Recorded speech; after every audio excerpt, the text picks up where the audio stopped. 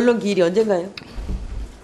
변론 기일이요? 예, 학대 간부 손해배상 소송 관련돼서 4차 변론 지금 기일 지금 되나요?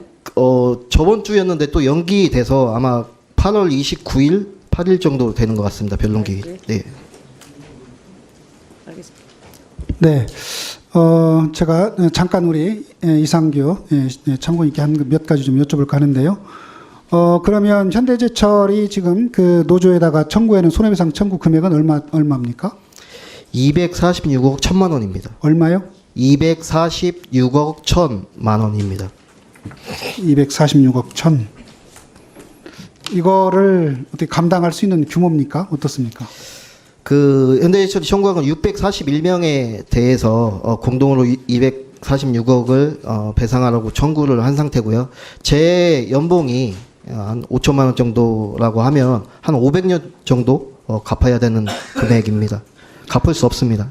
그 지금 그 참고인 입장에서 보면 그 당시에 그 파업이 말하자면 부분적 점거인지 전면적 점거인지 그것이 불법 파업인지 여부가 좀 불분명하다. 그리고 재판 중에 있다. 이런 말씀이시죠? 네, 그 문제도 있고 저희가 그런 파업을 돌입하기까지의 경과들도 좀 살펴보시고 네. 질문 주시면 좋을 것 같습니다. 네. 지금 이제 그 현대제철 외에도 지금 그 여러 가지 노조 좀 활동을 하고 계시는 걸로 알고 있는데 실제로 현장에서는 불법 파업인지 여부가 불분명한데 회사 입장에서 노동자들이 감당하기 어려울 정도의 과다한 금액으로 손해배상 청구하는 경우가 많이 있습니까? 많이 있는 걸로 알고 있습니다. 네. 네, 우리 참고인 수고하셨습니다.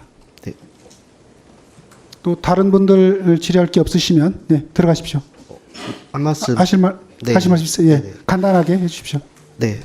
우선 저희 불법 파견 문제에 대해서 고용노동부가 불법 파견이 계속 문제됐던 거는 한 20년이 넘게 흘렀습니다. 근데 이런 문제들로 계속해서 노사 간의 갈등이 있고 이렇게 큰 투쟁들이 발생하는 거는 그동안의 법원 판결뿐만 아니라 고용노동부가 저희도 마찬가지지만 시정명령을 내려놓고 그 이후의 조치들에 대해서는 어떠한 내용도 해주지 않습니다.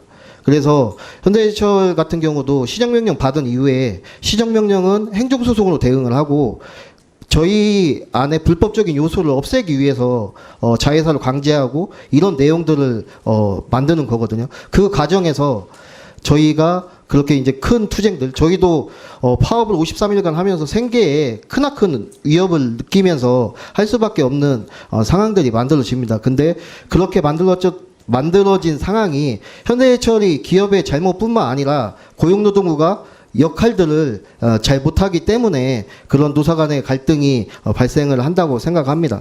그리고 김문수 후보님께 좀 드리고 싶은 말은 아까 그 국민의힘 간사님 같이 정치인이면 말과 행동이 같아야 된다고 생각합니다. 말과 행동이 다르면 정치인이 되어서는 안 된다고 생각합니다. 그래서 아까 말씀하신 내용대로 말과 행동을 지키는 그런 국민의힘 의원들이 되셨으면 좋겠고 지금 장관 후보자님은 지금까지 했던 말을 봤을 때 고용노동 장관에 들어와서도 그런 행동을 할 가능성이 상당히 높습니다. 노조를 혐오하고 노조를 탄압하는 데 앞장서서 고용노동부 장관 역할을 할 게 명백합니다. 그래서 고용노동부 장관으로 임명이 되면 안 된다고 생각하고 좀 장관 후보자 본인이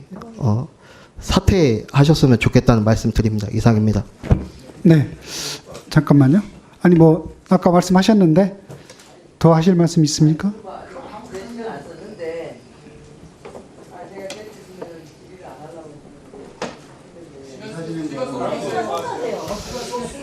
아직 질의 안 하고 있잖아. 질의 안 하고 있다. 확진하지 않게 질의 안 하려고 하고 있는데. 자, 그러면 발언권 얻어서 하시겠습니까? 이거 그냥 다음에 국정하겠다. 네. 그러면 자, 그러면 참고인 들어가 주시죠. 네. 들어가 주시고 그 참고인 마지막 발언을 좀 제가 보면서 우리 장관 후보자님께 예, 잠깐 몇 가지 여쭤보겠습니다. 지금 시간을 가야 돼. 문제는 잘 참아야 된다고. 네, 지금 그 참고인께서 장관 후보자께서 그간에 여러 가지로 봤을 때 노조를 혐오하고 또 탄압했다, 탄압할 가능성이 아마 크다라고 보면서 신뢰하지 못하는 부분이 좀 있는 것 같습니다. 그래서 이따가 이제 그런 부분에 대한 우리 장관 후보자님께서도 한번 말씀을 해주시면 좋을 것 같고, 두 번째는 결국 이 문제가 그 노조법 2, 3조 개정과 관련돼서 관계가 있는 문제라고 보여지는데, 그 손해배상 청구권이 결국은 그 불법인지 여부가 불분명한 상태에서 손해배상 청구권이 행사가 되고 또 금액도 과도하게 행사가 돼서 결과적으로 이것이 정당한 손해배상 청구권이라기보다는 이런 노조를 무력화하기 위한 그런 목적의 손해배상 청구권으로 보여지는 그 행사가 많이 있는 것으로 좀 보여지는데요. 이 문제에 대해서는 어떻게 해결할 것인지 그 부분에 대한 얘기도 한번 해주시기 바랍니다.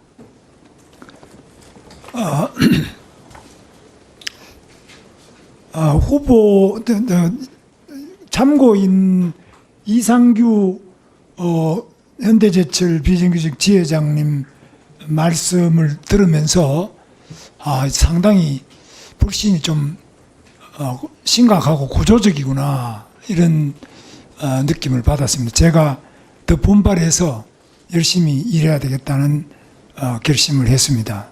두 번째, 노동조합법 2, 3조 개정이 대통령에 의해서 지금 제2요구가 돼서 아마 국회에서 의원님들께서 판단하시겠습니다만은 이 부분이 되면은 노동자들이 직접적인 첫 번째 피해자가 될 것으로 저는 보고 있습니다.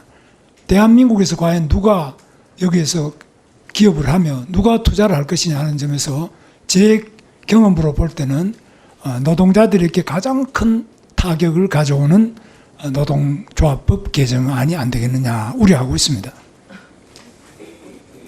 아니, 제가 질문한 취지는 아까 그 논쟁이 됐던 부분인데, 손해배상 청구권을 행사하는데 그것이 불법 여부가 불분명한 경우가 있고 또 과도하게 청구되는 경우가 있는데, 그거에 대해서는 후보자께서도 문제가 있다라는 취지로 아마 발언하신 걸로 알고 있는데, 그 문제를 어떻게 해결을 하실 것인지, 그런 점에서 보면 그 노조법 2, 3조 개정에 타당성이 있어 보이는데 그 점에 대한 의견도 말씀을 해주셔야죠. 그 손해배상 청구 소송을 과다하게 해서 과다한 판결이 나오는 것하고 노동조합법 2, 3조하고는 다른 별개의 문제고 다른 차원의 문제라고 저는 생각하고 있습니다. 그 점에 대해서는 좀 더 저도 연구를 해서 그게 과연 연관성이 있는지는 공부를 더 해서 다시 답변 드리겠습니다. 그러면 후보자 말씀은 그 노조법 2, 3조 손해배상 청구와 관련해서 그 입법적으로 과다한 청구를 예방하기 위한 입법적인 대책을 세울 필요가 없다, 지금 그런 취지로 이해해도 되겠습니까? 필요가 있는데요.